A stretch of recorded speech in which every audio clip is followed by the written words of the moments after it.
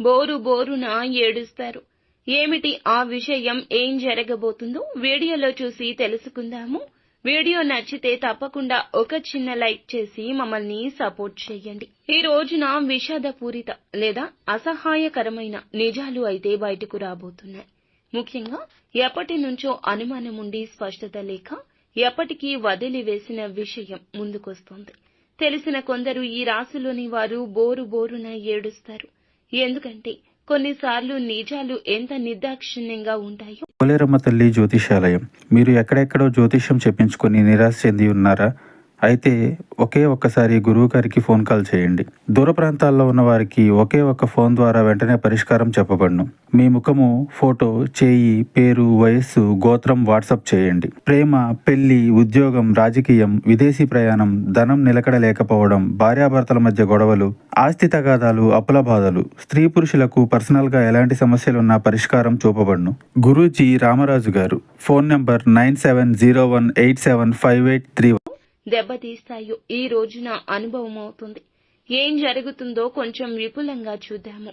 ఈ రోజున కుటుంబ సంబంధాల్లో చాలా సున్నితంగా ఉంటారు. స్నేహితులు, బంధువులు ఏదైనా విషయం చెప్తే వెంటనే తెలుసుకోవాలి ఆ రహస్యం అనే ఆతురత ఉంటుంది.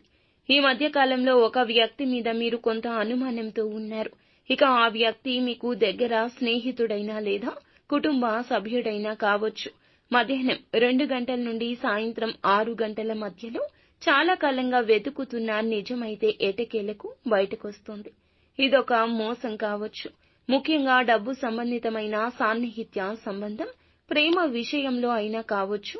కలలను కళ్లకు కట్టినట్లు కలిగించిన వారు వెనుక వేరే దారులు వెతుకుతూ ఉంటే కనుక అది తెలిసే అవకాశం ఉంది. ఈ నిజం తెలిసాక మీరు ఒక్కసారిగా కుప్పకూలిపోవచ్చు. కొందరికి ఆవేశం ఎక్కువవుతుంది, కానీ కొందరికి కన్నీరు మాత్రమే వస్తుంది. ముఖ్యంగా ఈ రోజున ఈ రాశి వారు బయట కంటే లోలోపల ఎక్కువగా మదన పడతారు. కాబట్టి ఎవరూ చూడకుండా ఏకాంతంలో కూర్చొని బోరున విలపిస్తారు. ఈ విషయంలో మీకు 2 మార్గాలు ఉన్నాయండి. ఒకటి, బాధను మనసులో పెట్టుకుని మళ్లీ దాన్ని కొనసాగించడం. రెండవది, ఎంతైనా కఠిన నిర్ణయం తీసుకుని ఆ వ్యక్తిని వదిలేయడం.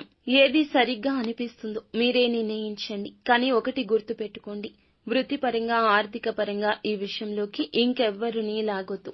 మీ మనసులోని విషయాలు మనసులోనే ఉంచండి. బయటకు స్లిప్ అవ్వకూడదు. అలా చేస్తే ప్రతిష్టకు దెబ్బ తగులుతుంది.